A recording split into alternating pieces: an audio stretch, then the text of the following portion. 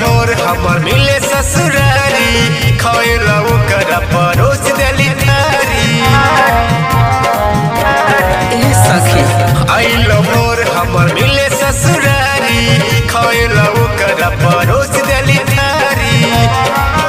अरे हाथ धोके चल गइले आधे आधा खाके यारवा के चूसल पाके सहिया बरूसल खाके यारवा के चूसल पाके सहिया बरूसल खाके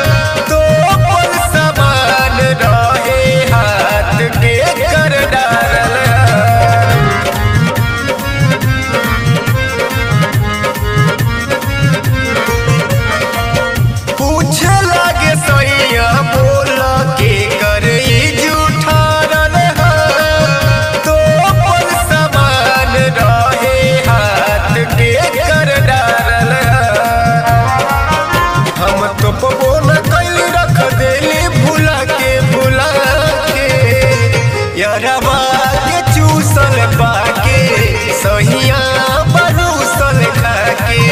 यारवा के चूसल पाके सहिया बरूसल खाके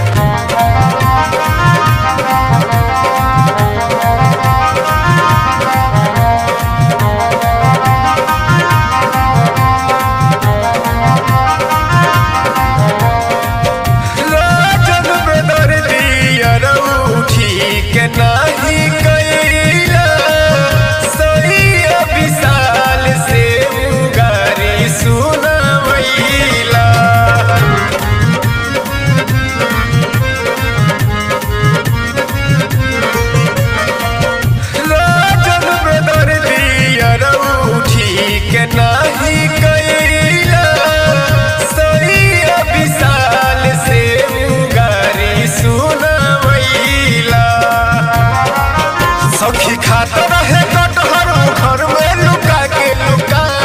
के यारवा के चूसल पाके सहिया बरूसल